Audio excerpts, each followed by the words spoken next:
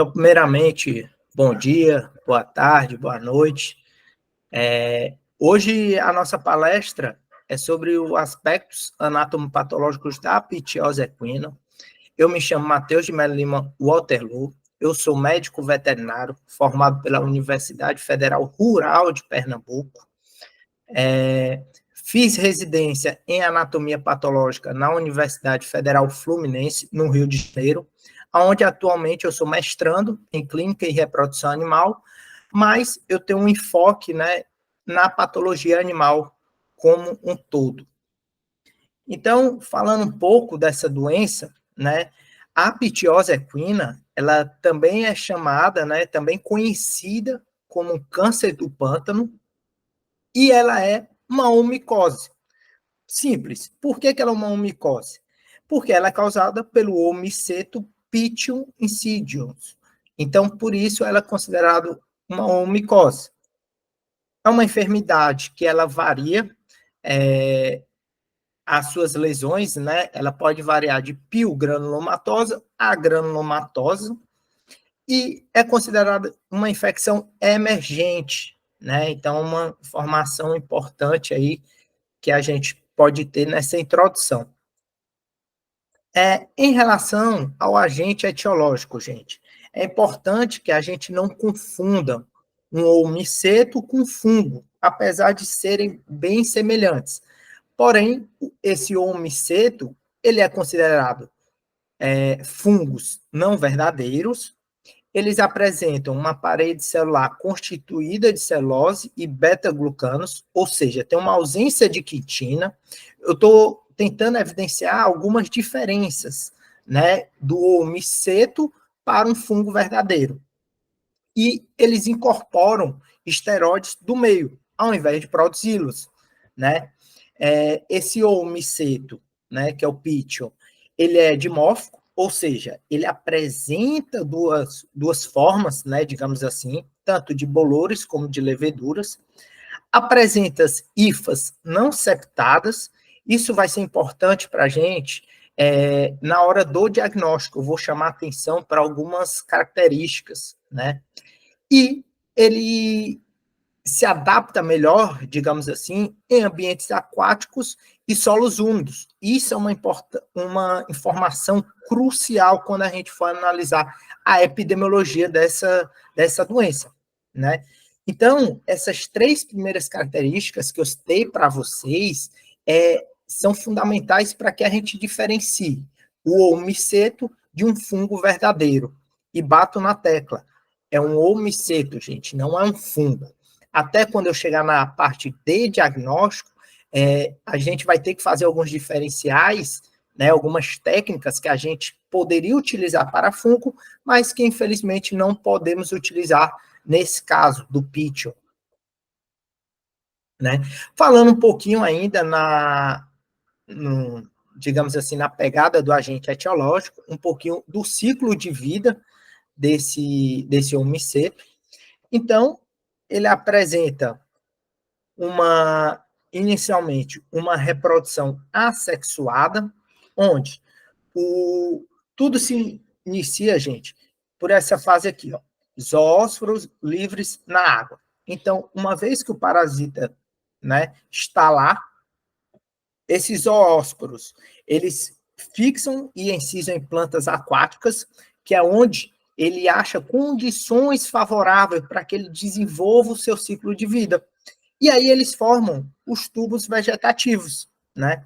E uma vez que forma esse tubo vegetativo, né, ele germina na planta hospedeiro e ocorre a formação do micélio na planta hospedeiros.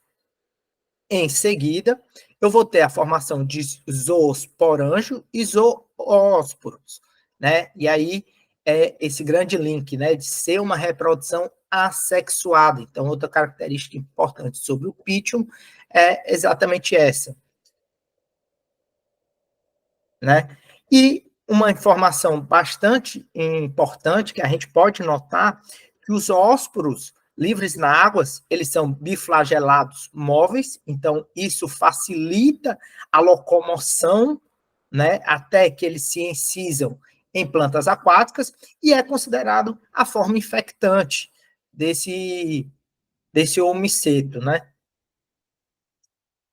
Falando agora um pouquinho da epidemiologia, gente, é uma doença de distribuição cosmopolita, ou seja, que ocorre em diversas regiões do país, do mundo até, mais comuns em climas tropicais e subtropicais, exatamente por essa questão climática, né? Que no ambiente ele se adapta melhor, como eu falei, em ambientes aquáticos, solos úmidos, e a incidência ela aumenta após os períodos chuvosos, porque é onde nós vamos ter áreas alagadas, né? E a ocorrência está relacionada com a exposição à área estagnada, aonde, uma vez que o piton se encontre lá, animais eles vão pastejar naquelas áreas alagadas, uma vez que o miceto esteja lá, possa ser que aconteça a infecção, tem alguma porta de entrada para que ele possa desenvolver a patologia, né? No Brasil, é endêmica essa doença, e é importante ressaltar, gente, a região do Pantanal Mato Grossense é uma área que chama bastante atenção para essa doença, porque apresenta a maior incidência do mundo, gente. Exatamente porque é uma área que, após chuvas, né, ela tem realmente muitas áreas alagadas, então é um ambiente bastante favorável para o desenvolvimento desse oomyceto. Então, eu trouxe aqui este artigo, né? Foi publicado em 2011, até um pouco antigo, mas eu gosto desse artigo, por quê? Porque ele mostra exatamente essa questão epidemiológica, essa questão do animal ele ser exposto, né? Ele pasteja em áreas alagadas. Aqui a gente pode observar, e aqui é exatamente aquilo que eu falei, um ambiente aquático, provavelmente esse solo é úmido, então condições favoráveis para que o homiceto vá lá e se desenvolva. Uma vez que tem a porta de entrada ali no animal, ele infecta o animal e aí desencadeia toda a patologia. Na figura B também, gente. E bastante interessante porque é no nosso Pantanal Mato Grossense, trazendo um pouco para a nossa realidade, né? Então, epidemiologicamente, né, susceptíveis, a gente tem uma gama de espécies, desde humanos, animais de companhia, ovinos, bovinos, aves, equinos, né? Susceptibilidade, gente. Essa doença, ela não tem uma predisposição, seja racial, seja sexual ou etária. Em humanos, então, alguns autores consideram ela uma zoonose, né? É importante ressaltar que o primeiro relato ocorreu na Tailândia, em 1985. Em cães, normalmente, é uma doença de caráter fatal, então o animal ele vem a óbito decorrente dela. E a nossa figura principal, os equinos, né, que é o foco da nossa palestra hoje. Então, eu trouxe esse mapa mundi aqui para vocês, porque eu achei bem interessante, que é exatamente mostrando a questão da pitiose no mundo. Como eu falei lá atrás, é uma doença cosmopolita, então ela pode ocorrer em todo o mundo, certo? Mas algo me chamou bastante a atenção. Reparem no perfil que acomete o Brasil, né? Aqui é importante ressaltar o equino como a figura principal, então essa é uma informação bem importante que valoriza a nossa palestra, a importância da pitiose no Brasil, né? A pitiose equina no Brasil, mostrando que nós temos uma incidência bastante considerável. E quando a gente vai ali para a Ásia, vejam, repare um perfil, né? O equino, ele deixa de ser a figura principal, mesmo que esteja ali, claro, tem uma frequência considerável, mas o humano ele ganha uma certa notoriedade nesses casos, né? Falando agora das vias de infecção, ela apresenta cutânea, né? Apresentação cutânea, normalmente, ela está relacionada com a presença de ferida, então, o homiceto, ele precisa, gente, de uma porta de entrada, por mínima que seja, mas ele necessita. Então, se eu tenho um animal saudável, se eu tenho um animal que ele não tem nenhum tipo de ferida, nenhum tipo de porta de entrada, dificilmente, por mais que esse animal ele tenha um contato com o homiceto, ele vai desencadear a doença. Tranquilo? Eu tenho a via digestiva, o gastrointestinal, que normalmente se dá por a ingestão, né, de alimentos contaminados. E eu tenho uma hipótese ainda pouco estudada, mas que eu acho válido trazer, porque dependendo da literatura, né, vocês vão encontrar esse tipo de informação. Ainda não é comprovada, certo? Mas existem relatos de isolamento, né, do homiceto presente em larvas de mosquitos do gênero Culex, na Índia. Então, aí fica uma incógnita, né? Relacionado, gente, à patogenia agora, nós temos os zoósporos biflagelados móveis. Depois eu vou mostrar isso em forma de um esquema para que vocês possam ter um melhor entendimento. Mas vamos lá. Vamos lembrar que os zoósporos biflagelados móveis, eles são a forma infectante. Então, uma vez que eu tenho uma porta de entrada, eu vou ter o contato com ferida na pele e ou a ingestão, que não deixa de ser uma porta de entrada. Esse homiceto, ele vai se fixar na superfície do tecido lesado e secretar uma glicoproteína de caráter amorfo que auxilia na adesão ao tecido. Então, uma vez que ele se fixa no tecido, a temperatura corporal do hospedeiro favorece a sua proliferação, então ali ele começa a sua disseminação, que normalmente se dá pela circulação. E é importante ressaltar, gente, que ele apresenta o torupismo por pelo, feridas e a mucosa intestinal. Então, reparem que aqui a gente já chama a atenção que a maior frequência desses casos vai ser na forma cutânea e na forma intestinal, né? Forma gastrointestinal. Então, aqui, como eu falei para vocês, trouxe aqui esse esquema um pouco para mostrar. Então, os zoósporos livres na água, que é a forma infectante. Uma vez que o cavalinho ele vai lá, né, o equino, vai lá pastejar nessa área alagada, que o homiceto está lá. Uma vez que esse animal ele apresenta uma porta de entrada, o zoósporo é atraído pelo pelo dos mamíferos. Então, o zoósporo vai lá, achou condições favoráveis, achou uma porta de entrada, gente, esse animal ele vai contrair esse homiceto. Então, e aí ocorre toda a questão da fixação e encistamento em tecido lesionado, e aí eu tenho a formação de tubo vegetativo, gente. E aí acontece lá, exatamente aqui, ó, uma vez que tem a formação de tubo vegetativo, ele vai realizar a sua reprodução, lembrando que é uma reprodução assexuada. Então, nós vamos ter a formação de lesão, né?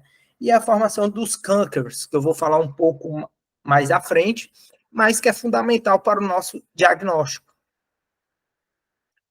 Então, clinicamente, é uma doença de evolução crônica, então é algo que requer um pouco mais de tempo. O animal, ele apresenta um emagrecimento progressivo e anemia. Então, observe que clinicamente, enquanto não aparece ferimentos, né, a questão epidemiológica é importante levar em consideração. Será que esse animal, ele pasteja em áreas alagadas? Então, fica um pouco aí, o nosso diagnóstico fica um pouco dificultado nesse momento. Então, clinicamente, como esse animal ele pode apresentar, né?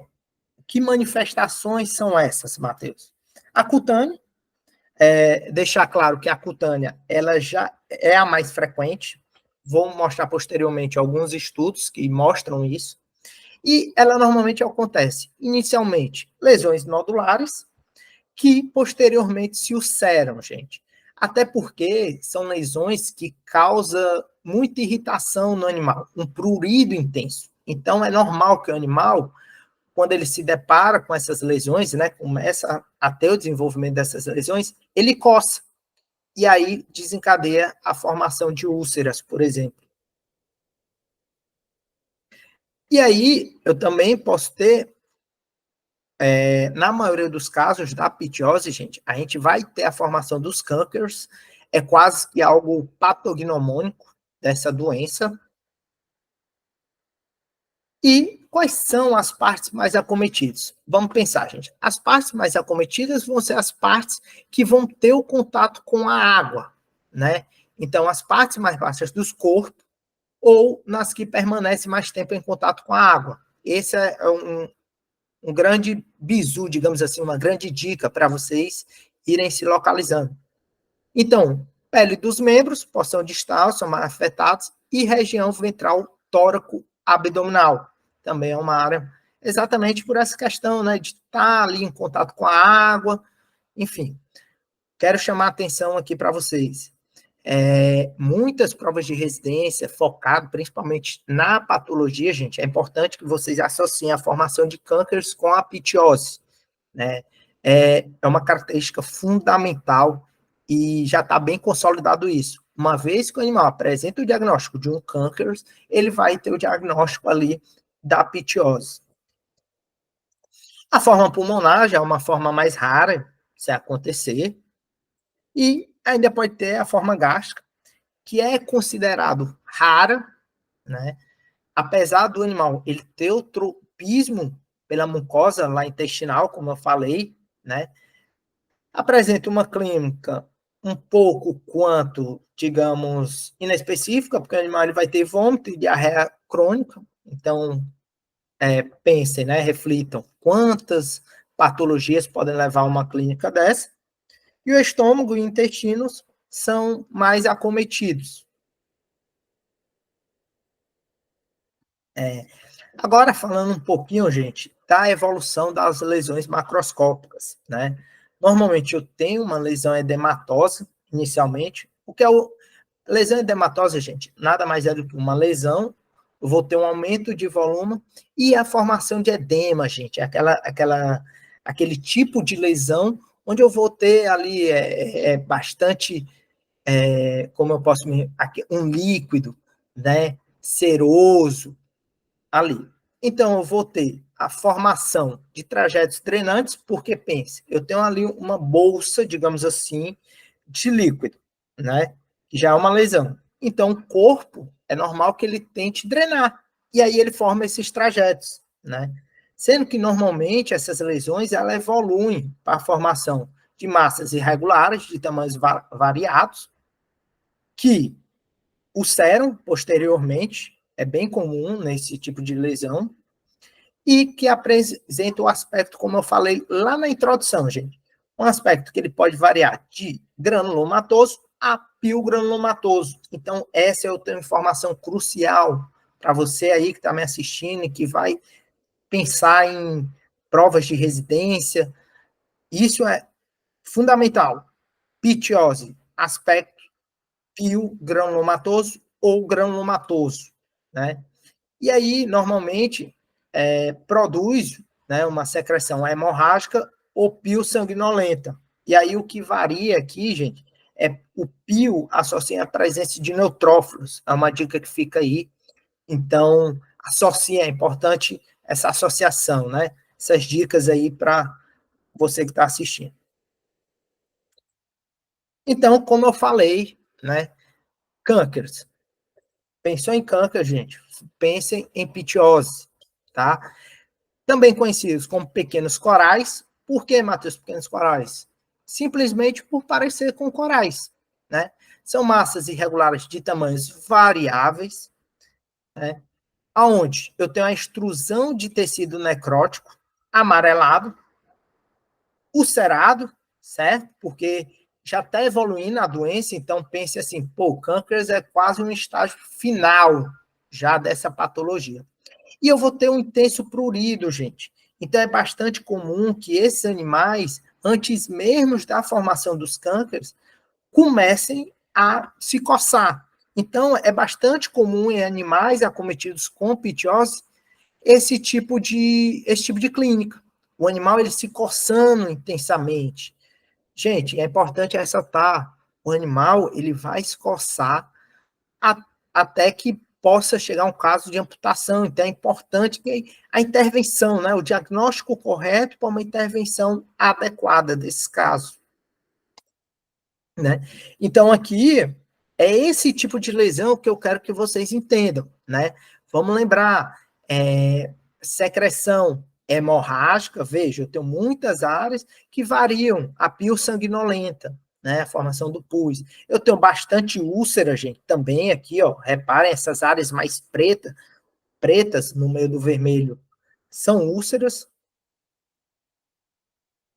E aqui, gente, além de exemplificar ainda mais essas lesões, como vocês podem ver, gente, eu queria chamar a atenção para vocês para as áreas afetadas. Como eu já falei lá na epidemiologia, lembrem, quais são as áreas mais afetadas? São exatamente as áreas de membros, né?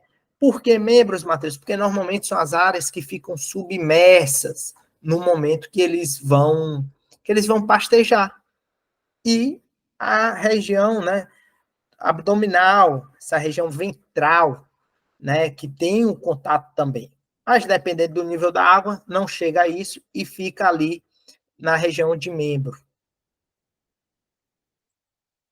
E aqui, só um pouco mais aproximado, digamos aqui, essa figura 4 do lado direito aí do monitor de vocês, nada mais é do que os cânceres, gente.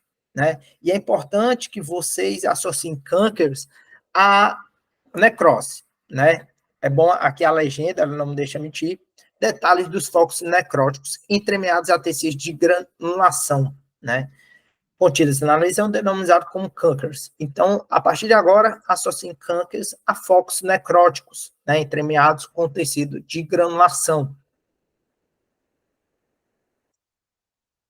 Aqui, mais uma vez, exemplificando, né, nessa questão de membro, porção distal, quero chamar a atenção exatamente a ulceração, gente. A ulceração, ela tende a acontecer, né, a gente consegue ver aqui várias formações de crostas, né, e a dermatite, né? Essa questão, bastante inflamação, gente. Claro que isso eu fecho o diagnóstico na histopatologia, eu não vou fechar agora esse diagnóstico de dermatite, mas é algo que chama bastante atenção, né? Bastante ulceração, bastante necrose. Agora, falando um pouquinho de diagnóstico, já entrando no diagnóstico das lesões, né? Microscopicamente, gente, é importante ressaltar, nem sempre nós conseguimos fechar o diagnóstico na nossa coloração de rotina, que é a hematoxilina e eosina. Está na esquerda do monitor de vocês. Muitas vezes não é possível a identificação do agente, porque ela não é especificamente para isso. Então, assim, talvez a gente se atenha na hematoxilina e eosina, a gente veja a dermatite, a gente consiga caracterizar a inflamação, certo? Agora, outra coloração histoquímica que nos ajuda nesse diagnóstico nada mais é do que a metenamina de prata de Kumori, mais conhecido como coloração de prata, popularmente conhecido, que ela permite a identificação do organismo. E aí eu já faço o link com a nossa, lá na hora que eu falei do agente etiológico, hifas não septadas. É importante que a gente veja isso, né? E aqui eu quis trazer um pouco do PAS, que mais corretamente é chamado de ácido periódico de Stieff, certo? Por quê? Gente, essa é uma coloração utilizada para fungos, né? Vamos lembrar, o homiceto, ele é um fungo não verdadeiro. Então, espera-se que a coloração seja negativa ou fracamente corado. Então, o diagnóstico pelo PAS fica algo mais difícil. E é como eu falei, não é fungo.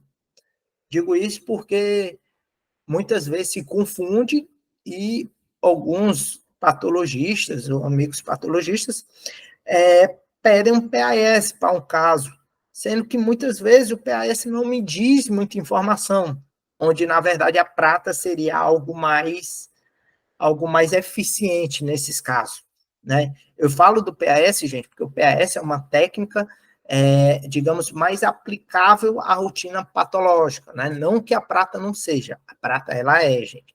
Porém, a prata é um pouco mais difícil a realização dessa coloração.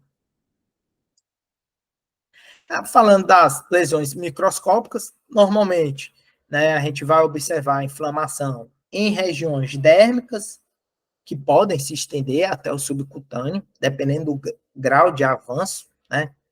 Mais uma vez, palavrinha, tem que ficar na cabeça de vocês.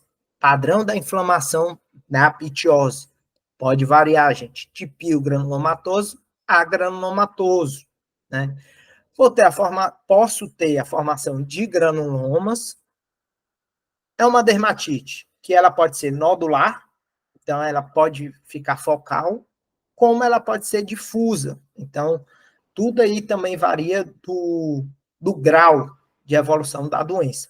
A ulceração é uma característica que pode estar presente, também de acordo com o grau, e a questão do edema. Lembrando que começa com uma lesão edematosa, como eu falei lá na patogenia, gente. Então, à medida que vai evoluindo, talvez, né, você não encontre edema. Então, são características variáveis aí de acordo com o estágio da patologia. Então, como eu falei, a formação de granulomas, que é algo que eu vejo como algo crucial, né, no diagnóstico da pitiose. Matheus, achei granuloma, é pitiose? Não, gente. Como eu falei, mas o granuloma, ele é algo que chama bastante atenção. Por que que eu gosto de falar do granuloma em si? Porque normalmente, na coloração de hematoxilina e eosina, é o que a gente vai ver, gente. Infelizmente, é um pouco frustrante para o patologista isso, mas é a nossa realidade. Então, granuloma nada mais são do que nodulações coalescentes. Eu vou mostrar para vocês posteriormente algumas imagens. Importante, isso que está em preto, gente, é algo que eu acho que vocês têm que ter um pouquinho em mente do granuloma de uma forma geral. Então, o granuloma, ele apresenta uma área central de necrose, e aí ele contendo imagens negativas de hifas. Gente, essa é uma informação um pouco variável, porque tudo depende do grau de infecção daquele animal. Obviamente que quanto maior for a carga, né, de infecção do animal, mais fácil de achar essas hifas, né? Mas isso não é uma regra, né? Isso não é sempre que a gente vai achar essas hifas. Muitas vezes até porque se o animal tiver uma baixa carga, fica um pouco inviável. Então, a presença de eosinófilos é algo que chama bem a atenção, né, nesses casos. E é importante, gente, chamar a atenção que a gente vai ter outras composições, né? Nós vamos ter neutrófilos, linfócitos, macrófagos, epitelioides e células gigantes multinucleadas. Gente, quando eu falei para vocês que a inflamação ela pode variar de granulomatose a piogranulomatose, fixem como o seguinte: o piogranuloma, gente, eu vou ter neutrófilos, uma quantidade de neutrófilos consideráveis. Deixando claro para vocês, né, que possa ser que não tenham neutrófilos, né? Ou que tenham uma baixa, digamos, quantidade, e aí ela é classificada como granulomatose. Essa é a principal diferença do granulomatoso para o piogranulomatoso. E eu normalmente tenho nessas lesões, né, externamente, abundante proliferação de tecido conjuntivo fibroso. Aqui eu trouxe para vocês agora alguns estudos, né? No caso de pitiose em cavidade nasal de cavalos, 2 casos, um equino macho, 25 anos, mestiço, clinicamente com severo inchaço das narinas, com ulceração central e uma secreção serossanguinolenta. Então, já observem que aqui, já algumas coisas já não chamam a atenção. Mas algo que nos deixa um pouco na dúvida é a seguinte questão, gente, cavidade nasal, né, é algo que chama a atenção. E aí, esses autores descreveram, né, o animal. Obviamente, se tem essa foto, ele morreu, né, e foi realizado o exame necroscópico, né. E aqui, gente, nessa imagem, do lado direito do monitor de vocês, a gente já consegue observar formações de cânkers. Observe essas áreas brancas, né, umas áreas mais pretas, digamos assim, mais marrom a preto, que é exatamente essa questão da necrose. Claro que eles também não se ateram somente a isso, né? E, opa, aqui, pronto. E o outro caso, como eu havia dito, foram dois casos, né? Agora já é um equino, fêmea, 14 anos, mestiço, clinicamente com perda de peso progressivo, desidratação, dispneia, edema facial e fétida ferida nasal com secreção serossanguinolenta, né? Algumas coisas chamam a atenção, gente. Por exemplo, a secreção, o padrão da secreção. Sempre nós temos a presença sanguinolenta, uma descrição. Um edema facial, né, ali, como eu tinha dito. Porém, é muito difícil você fechar um diagnóstico somente com isso, clinicamente. Então, o diagnóstico ele acaba que vira um desafio, né? E aí, na necrópsia desse animal, a gente não, os autores, né, conseguiram detectar altas concentrações de cânceres aqui na seta, né? E, opa, no asterisco, conchas nasais, no meato ali, e também em região etimoide, né? Então, eles conseguiram chegar. Porém, fechou o diagnóstico? Não, né? E aí, os autores, eles deram prosseguimento, fizeram um processamento histopatológico dessas lesões. E aqui, gente, fica um pouco frustrante, né, o diagnóstico, por quê? Porque, reparem, basicamente, do lado direito do monitor de vocês, vocês estão vendo uma inflamação com uma necrose no centro. Então, basicamente, é isso que eles observam. Então, isso me diz que muitas vezes na histopatologia, né, na coloração de rotina, de eosina, de hematoxilina e eosina, não se dá para fechar o diagnóstico. Então, basicamente foi isso. E agora sim, né, eles fizeram a prata, né, e aí eu chamo a atenção para vocês daquela informação que eu falei lá no agente, né? Lá no agente etiológico, que é o quê? A questão de hifas inoseptadas. Claro que também nessa coloração histoquímica, né, especial, que as pessoas chamam, né, os médicos veterinários chamam, não fechou o diagnóstico, mas aqui já me dá um bom embasamento, né? Esse caso, eles fecharam por meio da imunohistoquímica, esse quadradinho aqui vermelho, que aí, nesse caso, você já usa, né, um marcador específico para o Pichon, né, Pichon insidians, né, que é o caso da pitiose. Então, eles fecharam o diagnóstico por meio da imunohistoquímica. Mas observe que até eles chegarem, de fato, no Pichon, reparem em quantas ferramentas diagnósticas eles tiveram que utilizar. Agora, outro caso, né? Esse um pouco mais antigo, mas eu fiz questão de trazer para vocês. Por quê? Porque, como eu falei, nas manifestações, a forma pulmonar é algo raro, né? Então, assim, vou levar lá para o pessoal para que eles vejam, cara, pode acontecer, não é loucura, tá? Então, aqui foi um caso, pitiose pulmonar em equino, uma fêmea, 3 anos de idade, quarto de milha. Gente, repare, até agora, né, nós já tivemos variação de sexo, de idade, de raça. Então, reforça a questão de que não há predileção, tranquilo? Outra coisa que vai chamar agora a atenção da gente é o histórico. O animal fica quase que submerso em um tanque de rega contendo água de poço local. Então, isso chama a atenção da gente, tranquilo? Essa questão de estar em ambientes alagados. Ah, Matheus, mas era um tanque.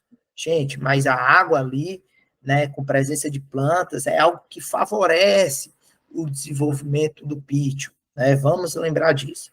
Clinicamente, secreção nasal com sangue, então, sons respiratórios ásperos e torção ao exercício. Infelizmente, é uma clínica inespecífica, né? Na radiografia torácica, grande quantidade de líquido pleural e consolidação dos lobos anteroventrais dos pulmões. Então, aí já é outra coisa que, infelizmente, a gente não fecha um diagnóstico, né? E aí, no exame necroscópico, esse animal, ele morreu. E no pulmão, o que é que eles observaram? Eles observaram nódulos, né, multifocais, né, por todo o pulmão, e na histoquímica, né, o que é que eles conseguiram? Por meio da prata, gente, reparem.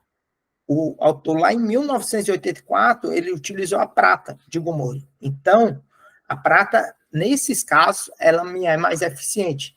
Agora, para eu querer utilizar uma prata, gente, eu tenho que primeiro passar pelo padrão de lesão que eu vou ver da hematoxilina e na usina. Uma vez que eu vejo ali aquela formação em granuloma, aquele tecido necrótico, aí, posteriormente, eu solicito uma prata. E aí eu tenho mais escuro aqui, claro que é um artigo antigo, então eu quis mais exemplificar para vocês, mas eu vou ter hifas fúngicas, né? Nesse caso, não consigo ver ou dizer para vocês se é septado ou não, mas provavelmente era não septado. E nesse caso também foi realizada cultura tecido pulmonar necrótico, também foi realizado, no qual eles conseguiram fechar esse diagnóstico. Então, gente, só finalizando aqui, eu queria chamar para vocês a gama, né? Os vários testes diagnósticos que podem ser feitos nesse caso. Naquele primeiro caso, naquele primeiro estudo, na verdade, porque eram 2 equinos, vejam, eles fecharam por meio da imunistoquímica. Fechar, que eu digo assim, gente, é o último teste que foi utilizado para eu bater. Isso é ptiose.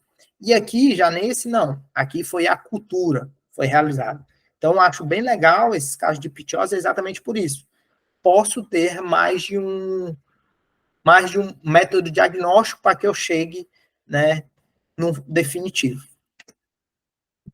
Aqui eu já trouxe um estudo já bem mais completo do pessoal de Santa Maria. E aqui, gente, eu quero chamar a atenção, claro que o foco da nossa palestra é equinos, então eu foquei principalmente nisso, né? 9 casos de pitiose, como vocês podem, observem a tabela 1, né? 9 casos em equinos. E o que chamou a atenção? Primeiramente, gente, a forma cutânea é a principal forma da pitiose, né? E outra informação que já me chamou a atenção é exatamente a questão da localização, gente. 3 de 9, né? O abdômen foi a área. Então, reforça aquela ideia da epidemiologia, onde a área mais acometida vai ser a área com principal, né? Com maior contato com a água ali. E aqui, dando continuidade, né? Falando um pouquinho da forma cutânea, que é realmente, de fato, né, a principal forma. O que é que a gente observa, gente? Eu trouxe essas imagens só para mostrar para vocês exatamente a formação desses granulomas, né? Vou ter esse centro necrótico rodeado por inflamação. Então, é basicamente isso que eu vou ver. Reparem que é na região de derme. Então, vou ter uma dermatite ali bem acentuada. E também posso lançar como um método diagnóstico, né? Ele não bate o diagnóstico, mas ele pode me dar um auxílio, porque, como eu falei, nesses casos, eu vou ter uma acentuada quantidade. Espera-se, é claro, lembre-se, biologia não é matemática, então não podemos amarrar tudo direitinho. Mas nos casos de eu ter muitos eosinófilos, eu posso evidenciar isso por meio da coloração de Sirius Wright. Então, tem alguns autores, né, que eu tenho observado que têm utilizado essa coloração, mas é mais como um auxílio diagnóstico, ela não fecha de fato diagnóstico ou que seja. E aqui, do lado direito de vocês, observe a coloração de prata. Aqui sim, gente, eu consigo ver as hifas e eu consigo observar que elas não são septadas. Então, isso chama a atenção. Aqui não é, né, mostrar para vocês exatamente. Eu tenho tanta a formação das hifas, né, de preto, e o vermelho nada mais é do que exatamente essa questão dos eosinófilos. Então, aqui, eu achei bem legal essa figura que está como porque ela é uma combinação, digamos assim, da prata com Sirius Wright. Então, aí observem que até as pessoas, né, os autores, eles misturam os meus diagnósticos, e isso é bastante interessante, né? E aqui, no F, é só reforçando a questão do Sirius Red, que ele utilizou para marcar o eosinófilo, né? Essa questão. Aqui, ainda dando continuidade, a imunistoquímica, gente. A imunistoquímica, sim, ela pode fechar o diagnóstico definitivo. Lembrar que o marcador é específico para o Pichon-Sidions, né? Então, lá naquele primeiro estudo dos 2 equinos, né, foi fechado com a imunistoquímica, então aqui trazendo para vocês, né, coloração rosa, se assim posso dizer, exatamente a marcação desse OMICET. Então, o diagnóstico, até agora eu falei muito de diagnóstico, né, mas, Matheus, de fato, o que pode fechar o diagnóstico, enfim, nós temos vários métodos, né? A associação entre eles, sem fato, gente, é o melhor método de chegar ao diagnóstico final, sempre. Então, a questão clínica epidemiológica, né? Esse animal ele tem contato, pasteja com áreas alagadas? Não. Então, são informações grandiosas nesse caso. Anátomo histopatológico. Então, gente, o animal não sobreviveu, né? O animal, ele está com uma ferida muito extensa. Vamos lá, coleta aquele material, manda para a histopatologia, né? Uma vez que a lâmina na coloração de HE está pronta, né? Será que eu posso lançar outra coloração especial? Será que é válido? O que eu faço? Né? Então, eles nos norteiam bastante. Claro, quando eu já estiver bem próximo, cara, eu acho que isso é Python, vamos bater o martelo, vamos. Aí eu posso lançar, né, uma imunohistoquímica, né? Eu posso, se eu tiver aquele material armazenado corretamente, eu posso sugerir uma cultura, se ali está aqui representado como isolamento do agente, ou até questão da biologia molecular, né, uma PCR. Normalmente, né, não estou dizendo que é sempre, mas normalmente esses são os 3 principais métodos de diagnóstico, né? Imunohistoquímica, o isolamento do agente por meio da cultura e a biologia molecular PCR. Normalmente, nesse caso de pitiose, a gente fecha o diagnóstico por meio desses 3, tá? Gente, e eu deixei por último, um pouco, mas eu não esqueci, questão da sorologia, né? Existem testes, né? Sendo que existe uma certa dúvida, né? Ainda quanto à sorologia, no seguinte aspecto. Se a doença ela está inicial, a sorologia, ela vai conseguir me dizer isso? Essa é a principal dúvida ali que gera. Então, ela não é um método tão utilizado nesses casos, tranquilo? Mas sim, é um método válido. Então, ali, se é acessível para você, por que não utilizar? É importante ressaltar isso. Então, alguns diagnósticos diferenciais, gente, todos esses do lado direito de vocês, todas essas doenças, elas são diagnósticos diferenciais, por quê? Como eu venho falando lá, dermatite, nodular e ou difusa, e aí, enfim, essa não é a principal questão, mas é uma dermatite piogranulomatosa ou granulomatosa, gente. E isso chama a atenção. Então, qualquer patologia que venha causar uma dermatite piogranulomatosa, nós temos, pode ser pitiose. Claro que outras informações você vai descartando, você vai, mas são diagnósticos diferenciais nesse caso que, sim, temos que levar em consideração. Tranquilo? Então, essa questão zoonótica, trouxe aqui para vocês, consegui achar, né, um relato de caso em humano no Brasil, né, lembrar que o primeiro caso ele foi relatado lá na Tailândia, né, aqui mostrando um pouquinho das lesões. Vejam como as lesões elas se parecem com as que estão presentes no equino. Então, é uma doença que temos sim que ter cuidado, gente. A questão é uma zoonose. Então, o produtor lhe chamou lá, doutor, pode vir aqui, o animal está com uma clínica assim, assim, assim, tem acesso a áreas alagadas, está com uma doença em tal localizações, gente, desconfie. Cuidado, se cuidem, é algo que está aí, ó, a doença acontece de fato, né? Vejam que são lesões feias, né? Aqui, no caso, ele teve uma cura aparente, mas provavelmente passou por tratamentos bem severos.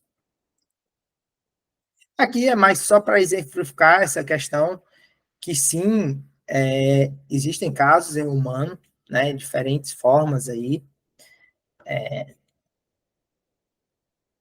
E o tratamento, gente, eu trouxe aqui para vocês várias ideias, mas eu acho que cada caso é um caso, então fiquem à vontade para optarem pelo, na realidade, né, no dia a dia de vocês, pelo que vocês acharem mais viável. Excisão cirúrgica pode ser uma opção.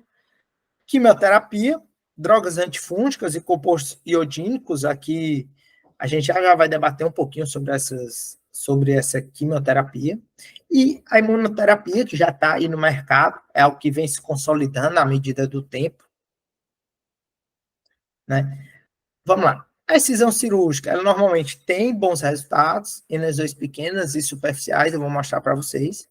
E normalmente o que é que se faz? Retira a área total afetada ali com margens cirúrgicas, né? O cirurgião, ele tem esse tipo de planejamento já, então ele vai retirar e é uma boa opção. Falando agora, né, dos quimioterápicos, como eu falei, drogas antifúngicos compostos iodínicos. Gente, mas, Matheus, mas tu falou lá no início que não é um fungo, né? Como é que eu vou tratar com drogas antifúngicas, né? Todos esses são drogas que, principalmente, que pegam, né, fungos. E aí, gente, eu vou ter nada mais do que uma baixa eficiência, ausência de ergosterol na membrana plasmática, e o alvo, normalmente, né? Por que não dá certo essa eficiência? Normalmente é porque não tem ergosterol na membrana plasmática, que é onde age as drogas antifúngicas. Mas, gente, por que eu gosto de trazer isso? Porque é o seguinte, muitas vezes o diagnóstico ele demora para sair, gente. E o produtor ele precisa tratar aquele animal que está com lesão. Então, pela semelhança, né, das lesões com infecções fúngicas, muitas vezes um médico veterinário, enfim, quem esteja responsável pelo caso, ele vai entrar com um antifúngico, né? Como eu costumo dizer, é um tiro no escuro que ele tem que dar, né? Então, aqui eu achei bem interessante esse caso, que utilizou anfotericina B, 12 equinos com infecção de Piton, da face distal dos membros torácicos ou pélvicos. 11 dos equinos tratados com anfotericina B tiveram resolução completa da lesão. Então, aí também já trago aqui para causar uma certa polêmica. Será que os compostos antifúngicos não têm uma certa efetividade? Então, é algo que sim, ainda precisa ser muito estudado. Claro que não é algo tão viável, gente, pela questão do N, né? Enfim, deixo aí a reflexão para vocês. Estou achando essa palestra. A incisão cirúrgica, né? Principalmente em lesões pequenas e superficiais, se apresenta, assim, como uma medida eficiente, claro, sempre associada à administração de fármacos, né? Nesses casos aqui foi associada à administração de iodeto de potássio, então foi algo bem válido. Mas queria chamar aqui a atenção, gente, para um dado. Reparem, por um período de tempo mínimo de 30 dias, então são tratamentos muito longos, né? Então é importante bem essa atenção aí, todo esse cuidado, né, ao tratar do animal. E a imunoterapia, gente, como eu falei para vocês, lá no slide de tratamentos, é uma medida que está no mercado já sendo bem estudada e que tem evoluído bastante, né? A vacina ela foi desenvolvida pelo laboratório da Universidade Federal de Santa Maria, em parceria com a Embrapa Pantanal. Então, lembrar, Pantanal Mato Grossense é uma área com acentuadas incidências, então é uma área bastante afetada, né, por essa patologia. Aqui só para mostrar que a Pichonvac, que é a vacina para pitiose. Aqui, eu gosto de trazer vários trabalhos, gente, para exemplificar as coisas que eu estou falando, para que vocês entendam que realmente existe, né, todo um histórico, todo um trabalho por trás disso.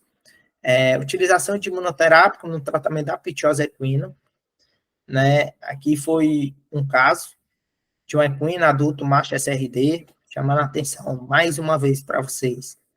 Não tem um padrão, é só macho, é só fêmea, é só animal novo, animal velho, raça, enfim, não existe esse tipo de predisposição. Histórico. Ferida é aumento de volume na região medial do boleto e quartela do membro posterior esquerdo, né? Medindo 30 centímetros de largura, 10 centímetros de comprimento, 50 centímetros de circunferência. Utilizou-se exatamente a vacina, né? 10 doses pela via subcutânea em intervalos de 14 dias. Então, gente, repare, precisou de 140 dias para que esse animal tratasse, fosse realmente, né, curado, digamos assim.